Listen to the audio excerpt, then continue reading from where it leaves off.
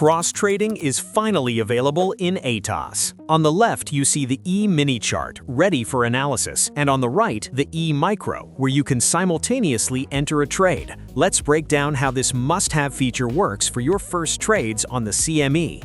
E-mini futures are the main market with massive liquidity. Here, we catch insights from volume analysis, but the entry price isn't very attractive. Often, there's just not enough margin to open a position. That's when we switch to the Micro E-mini, which has lower capital requirements, and enter the trade without being distracted by less effective analysis. Cross-trading is essentially a bridge between markets with automatic order execution on micro contracts. The price correlation is almost perfect. Go to the general settings and check the box for cross-trading. Open the Chart Trader on the main chart, and in the menu that appears, select the corresponding micro ticker. Check the confirmation mark in the window, and now, next to the current price, the bid and ask from the micro futures market are displayed.